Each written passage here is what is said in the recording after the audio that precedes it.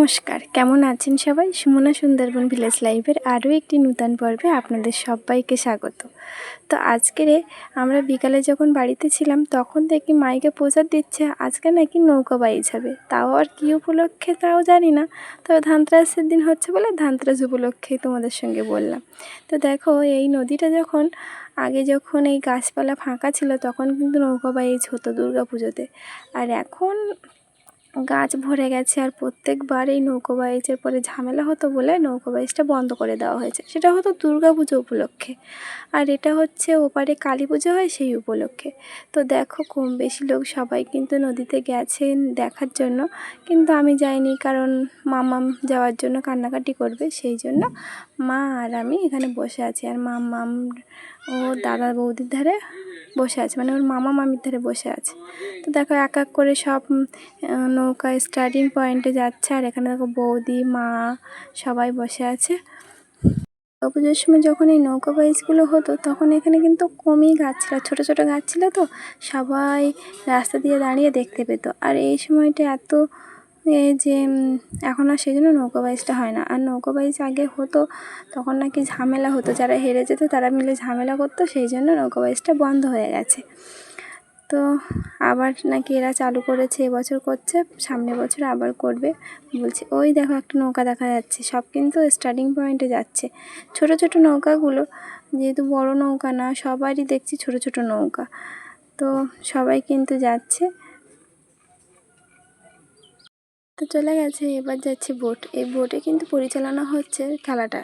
তো দেখো, বোটটা অনেক বড়, এত বড় বোট নামানোর হয়তো উচিত হয়নি, কিন্তু ওরা নামিয়েছে।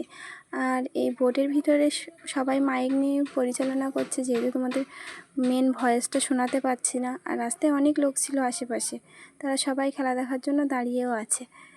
তো দেখো, এই দেখো, এখানে সবাই টুকটাক করে নদীতে নেমে গেছে খেলা দেখার জন্য।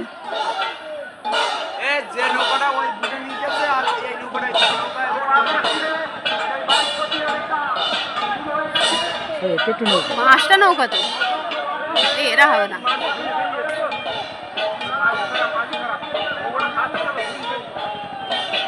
রাউন্ড তো যাই করে শেষ হয়ে গেল, আর এবার কিন্তু ওনারা যাওয়ার পরে আবার ওখান থেকে ফার্স্ট সেকেন্ড থার্ডকে নিয়ে আবার সেকেন্ড রাউন্ড শুরু হবে।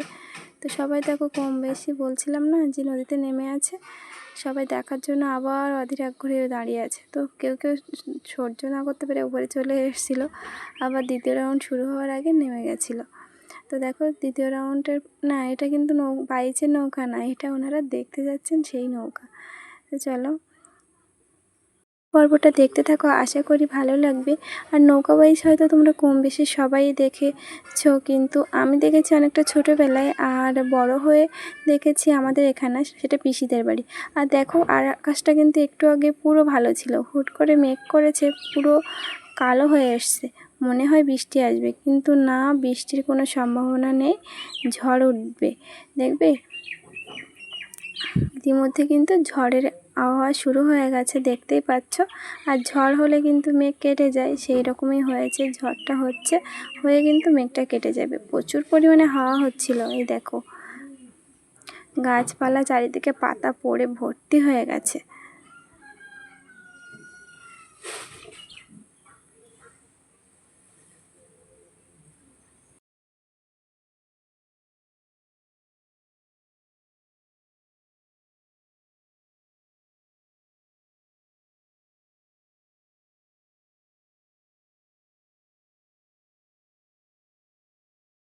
ঝড় একটু থেমে যাওয়ার পরপরই ওনারা আবার কিন্তু বোটে করে নৌকাগুলো নিয়ে চলে এসছে, বোটের সাথে বেঁধে নিয়ে চলে এসছে, আবার সেকেন্ড রাউন্ড শুরু হবে।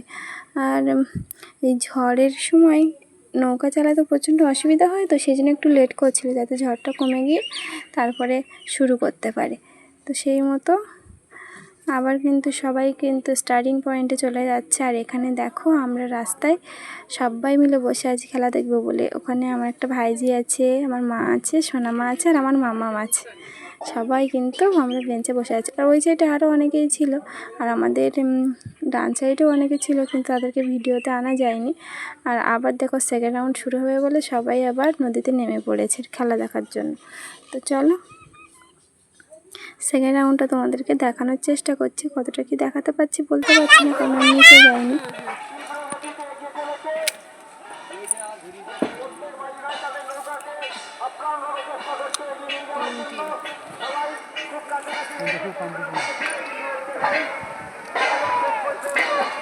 তিনটে তো